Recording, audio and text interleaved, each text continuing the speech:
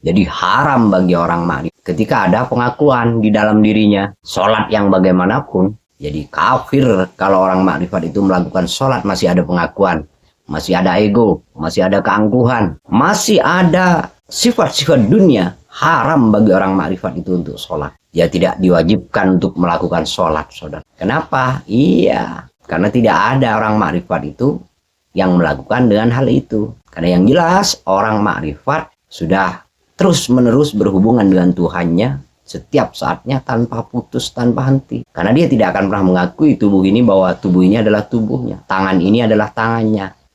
Kaki ini adalah kakinya. Mata ini adalah matanya. Tidak akan pernah. Suara ini, kalam ini adalah kalamnya. Tidak. Orang makrifat tidak akan melakukan hal itu. Makanya haram bagi orang makrifat untuk melakukan sholat ya karena hal itu.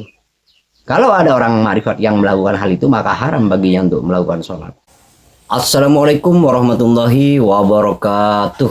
Saudaraku yang budiman, saudaraku yang dirahmati Allah, dimanapun jenengan berada. Pada kesempatan kali ini, izinkan Teras Kehidupan menyampaikan sekelumit pengetahuan yang bertema haram bagi orang makrifat melakukan sholat. Di dalam perjalanan kehidupan manusia, banyak lika-liku yang harus dijalaninya, yang harus dihadapinya, terutama mengenai tentang dirinya sendiri, mengenai perjalanan dirinya sendiri untuk menemukan dirinya sendiri. Manusia hanya berangan-angan dan berandai-andai, dia ingin tahu pada dirinya sendiri dan ingin mengenal jati dirinya sendiri. Namun semuanya hanya tinggal angan-angannya saja, karena dia duduk diam dan tidak mau membuka dirinya. Saudaraku yang budiman, saudaraku yang dirahmati Allah, orang makrifat haram untuk melakukan sholat. Loh, kenapa kok bisa diharamkan?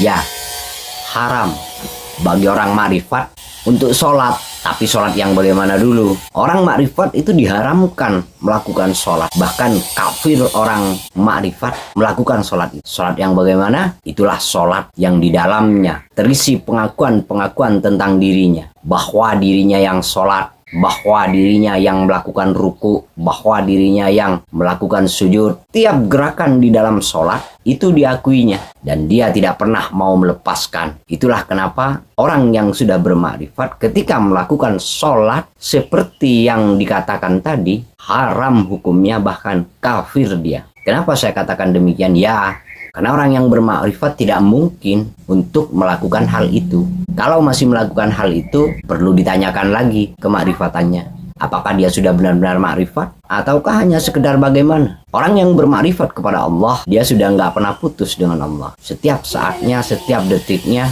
dia selalu berhubungan intim dengan Tuhannya. Jadi haram bagi orang makrifat ketika ada pengakuan di dalam dirinya, sholat yang bagaimanapun.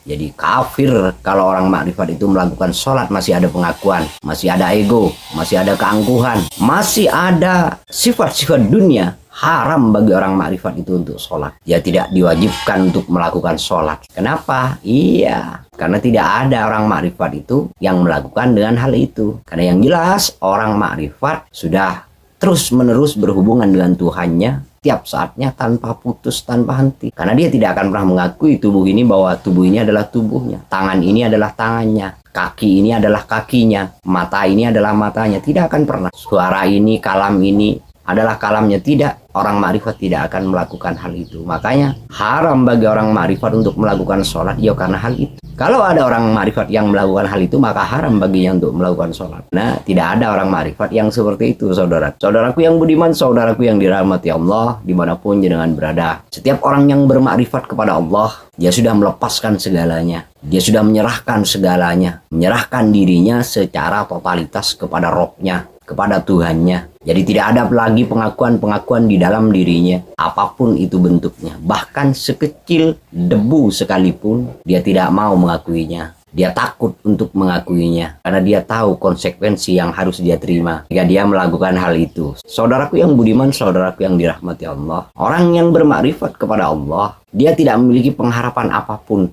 terhadap apa yang dia kerjakan. Dia tidak pernah meminta, malu baginya. Bahkan haram baginya untuk meminta, saudara. Jadi orang makrifat tidak pernah meminta-minta, tidak pernah mengemis-ngemis, karena dia sudah tahu Robnya selalu bersamanya. Tidak perlu meminta pun, sudah disediakan, saudaraku. Kalau orang itu memang benar-benar bermakrifat kepada Allah. Saudaraku yang budiman, saudaraku yang dirahmati Allah, dimanapun jenengan berada. Orang yang bermakrifat sudah tidak memikirkan tentang hal-hal itu. Bab dunia, walaupun dia didatangi dunia, walaupun dia banyak harta, tetapi dia tidak pernah mengakui harta-harta itu. Walaupun dia misalkan kaya raya, dia tidak pernah mengakui kekayaannya, dan dia tidak akan pernah kesulitan untuk melepaskan harta-harta itu, saudaraku. Selama itu untuk Allah, bagi Allah. Karena apapun yang datang kepadanya adalah bukan lagi harta, saudara, tapi dia sudah melihat yang mendatangkan harta itu sendiri. Dia selalu hanya melihat Tuhannya, selain Tuhannya tidak mau orang makrifat, saudara. Jadi dia sudah paham dengan dirinya, man arafa nafsahu faqad arafa rabbahu. Jadi dia sudah mengenal dirinya dan betul-betul paham tentang dirinya. Siapa dirinya, siapa Tuhannya. Dia sudah betul-betul paham dan sudah betul-betul mengerti, saudaraku. Saudaraku yang budiman, saudaraku yang dirahmati Allah, orang yang bermakrifat kepada Allah tidak pernah memandang segala sesuatu dengan sebelah mata, saudara. Jadi dia selalu melihat dengan mata lahir dan mata batinnya. Mata lahir terkoneksi dengan mata batinnya. Jadi nyambung, semuanya selaras, saudaraku. Dia selaras dengan alam semesta. Apapun yang dia lakukan, setiap perbuatan-perbuatannya selaras dengan alam semesta.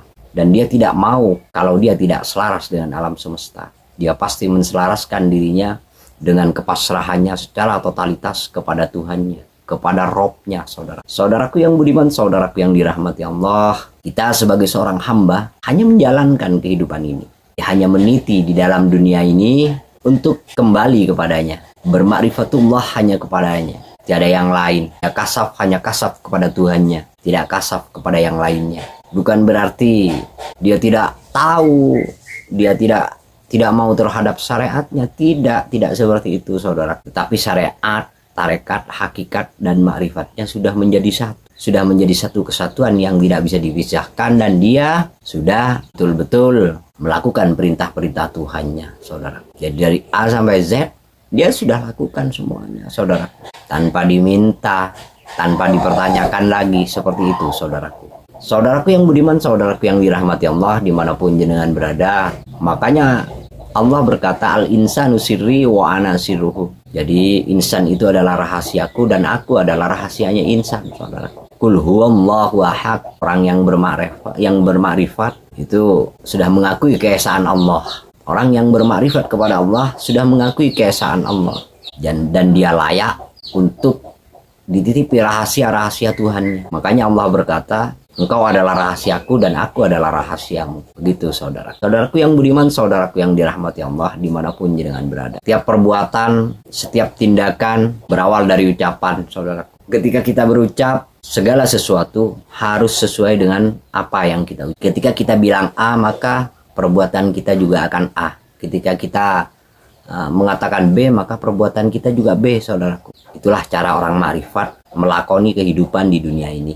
Jadi orang makrifat itu tidak sembrono, saudaraku. Orang yang bermakrifat kepada Allah tidak sembrono dalam melakukan hal-hal. Jadi dia tahu apa yang dia lakukan dan juga konsekuensinya. Dia sudah mengerti. Jadi dia tidak sembarangan dalam melakukan sesuatu. Saudaraku yang budiman, saudaraku yang dirahmati Allah, di pagi hari ini saya sedang berduduk santai dan membuat konten ini. Jadi nggak ada temen ya, jadi berteman dengan HP, santai pagi-pagi, ya bikin konten tentang pengetahuan makrifat kepada jenengan semua dan untuk jenengan semua. Dan mudah-mudahan semuanya ini berguna, saudaraku, walaupun sekelumit, walaupun sedikit. Karena saya tidak perlu banyak-banyak dalam melakukan perkataan, saudaraku. Sedikit yang penting bermanfaat, sedikit yang penting berguna. Tidak perlu panjang-panjang. Panjang kalau tidak dikerjakan ya percuma juga. Sedikit tapi dikerjakan, itu akan sangat luar biasa, saudara. Mungkin pada pagi hari ini saya cukupkan pertemuan kita sampai di sini, saudaraku. Dan mudah-mudahan semuanya dirahmati oleh Allah dan diberkahi oleh Allah. Assalamualaikum warahmatullahi wabarakatuh. Merdeka.